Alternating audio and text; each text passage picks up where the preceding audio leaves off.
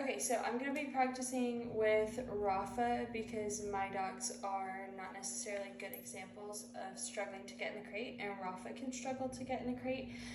So I'm going to use him. The first thing that I would do is have a leash on. I don't put the stopper down all the way, that way I can make a big loop and it can be an easy on-off situation.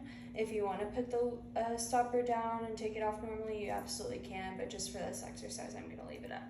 So whenever you approach the kennel, obviously you're going to have the door open. We're going to invite him in, and then we're going to invite him out. Just a couple repetitions so that it doesn't feel like we're immediately locking him away the first time, but we're going in to settle. So we actually just got back from a walk. He's pretty chill and pretty decent about going in the kennel, but sometimes doesn't want to go in there. So instead of luring him, we're going to use the leash to guide him in. Come on, Rafa. Yeah, good boy. Yes, kennel. Here, I'm just going to hold tension. Kennel. Yes, good girl. Good boy. Whenever he goes in, I'm going to slow him down. I don't want him to come out just yet. I want him to come out on my invitation. Good boy. Come. Good job. Then we're going to go right back in. Come. Yes, good boy. Again, you can use the door or you can choose not to. I'm not going to chew on it right now. Shh. No. Good boy. Come. And on this third one for him, I'm going to keep him in. Come on, kennel. Yes, good boy.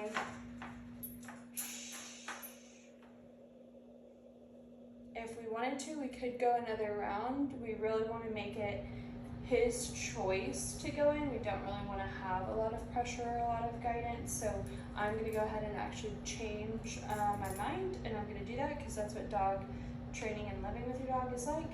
Come. Good boy. And kennel.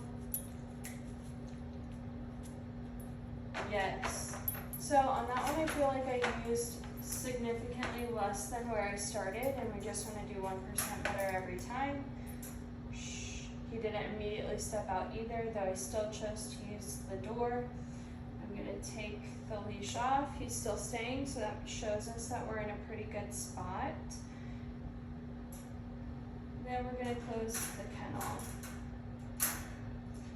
If your dog is still excited, still trying to push forward, come out the door, etc., and you've done 3 to 5 repetitions of coming out of the kennel and going back in, I would take time to rest here with the leash still on and the kennel open. So I'm going to leave the leash off, but you can definitely use the leash so that you can, again, keep him in here.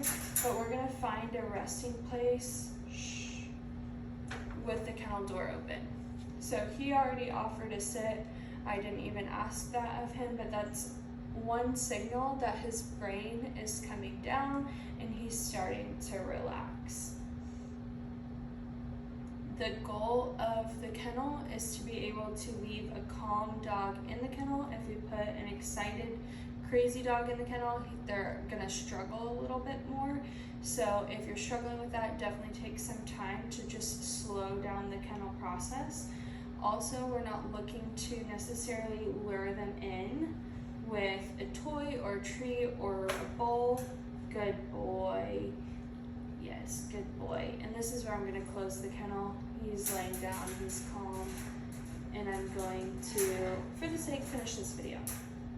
Anyway, we don't want to use a lure to get them into the kennel, just because if we do that, then we need to be consistent in that and give it to them every time, and that's an unrealistic expectation.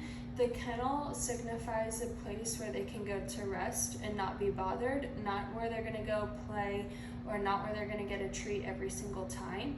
So what we want to do is we want to guide them in and allow them to build a calm, confident relationship with the kennel. You absolutely can feed in the kennel. You absolutely want to give high value treats or bones in the kennel, but instead of, again, luring them in, we're showing them that this space is a space where you're not bothered by others, where you can enjoy things like rest, things like deep sleep, your food, those high value treats and toys. So that's what I would recommend. If you have a kennel cover, once they're relaxed, that's when I would put that down and walk away. If they whine for a little bit more after that, I would try to give them a moment to essentially cry it out, see how long it takes. If it's going beyond a reasonable amount of time, then we might have to ask the dog to come out, do something a little bit mentally challenging with them, and then ask them to go back in the kennel. But every dog is different. Good luck, hope this helps.